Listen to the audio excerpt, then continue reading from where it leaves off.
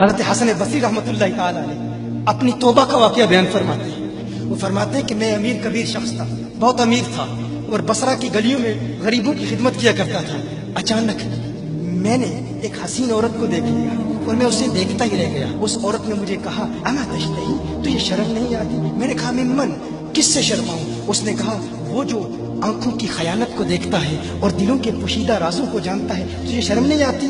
تجھے حیا نہیں آتی؟ کہا اس کا جملہ تو بہت بڑا تھا۔ حسن بصری اپنی توبہ کا واقعہ بیان فرما رہے ہیں۔ فرمایا اس کا جملہ تو بہت بڑا تھا، لیکن وہ اتنی حسین تھی، ایسی خوبصورت تھی، میں پھر بھی مسلسل اسے دیکھتا رہا اور دیکھتا ہی رہ گیا۔ اور پھر آخر اس نے کہا کیوں بار بار مجھے دیکھتا ہے؟ میں نے اس عورت کو کہا کہ تیری آنکھیں اتنی خوبصورت ہیں کہ تیری جھیل جیسی آنکھوں میں ڈوبنے کا جی چاہتا ہے۔ اس عورت نے کہا اچھا تو ایسی بات کرتا ہے، تو یہاں انتظار کر۔ وہ عورت اپنے گھر میں چلی جاتی ہے۔ تھوڑی دیر کے بعد کہا میں انتظار کر رہا تھا۔ تھوڑی دیر کے بعد اس کی خادمہ آتی ہے، اس کے ہاتھ میں ایک تشت ہے اور اس تشت کے اندر اس پر ایک کپڑا ہے۔ کہا میں نے کپڑا اٹھایا تو اس میں اس کی 2 آنکھیں تھیں۔ اس نے اپنی 2 آنکھیں نکال کے اپنی خادمہ کو دے دی کہ اس کی وجہ سے اس کا دل دین سے دور ہوا ہے، مجھے یہ آنکھیں نہیں چاہیے۔ کہا اس پر ایک کاغذ تھا، کاغذ پر لکھا ہوا تھا مجھے ایسی آنکھوں کی ضرورت ہی نہیں جس سے ایک مرد فتنے میں مبتلا ہو جائے۔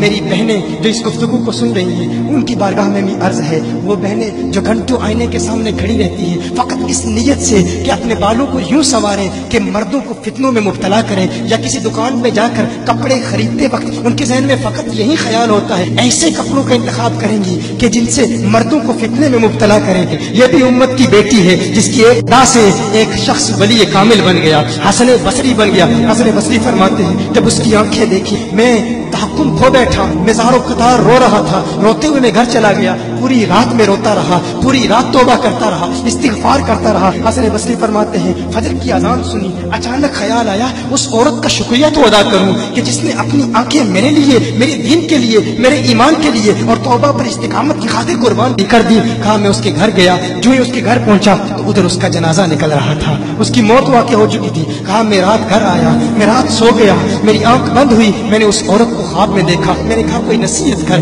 اس عورت نے کہا کہ جب تنہائی میں ہو اللہ کا ذکر کرتے رہو، اور جب صبح کرو تو استغفار کرو، شام کے وقت استغفار پڑھو۔ کہا میں نے اس وقت توبہ کر لی، ایک عورت میری توبہ کا سبب بنی، ایک عورت کی وجہ سے مجھے توبہ پر استقامت ملی۔ یہی حسن بصری پھر وہ واقعہ بھی آتا ہے، وہ دور بھی آتا ہے، ان کا ڈر کتنا ہے، ان کا تقویٰ کتنا ہے، پرہیزگاری کتنی ہے۔ یہی حسن بصری، ایک دن ایک شخص نے حسن بصری رضی اللہ تعالی عنہ سے کہا ہے حسن بصری کیا آپ جانتے ہیں کہ جہنم سے جو شخص سب سے آخر میں جہنم سے نکالا جائے گا اور پھر یا حنانو یا منانو پڑھتا ہوا جہنم سے باہر نکلے گا؟ حسن بصری فرماتے ہیں کاش میں وہ شخص ہوتا، کاش میں وہ شخص ہوتا۔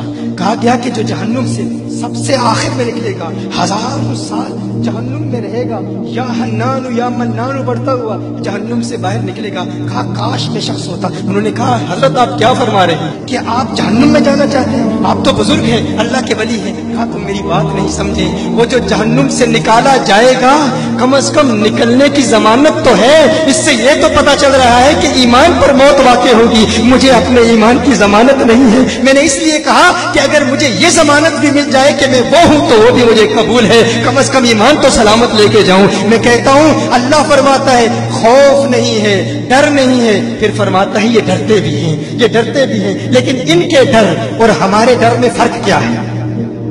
ان کے ڈر اور ہمارے ڈر میں فرق کیا ہے؟ وہ ایک سے ڈرتے ہیں، کسی دوسرے سے نہیں ڈرتے۔ فرق کیا ہے؟ وہ ایک سے ڈرتے ہیں، ایک سے ڈرتے ہیں، کسی دوسرے سے نہیں ڈرتے۔ ہم اس ایک سے نہیں ڈرتے، اسی لیے ہر ایک سے ڈرتے ہیں۔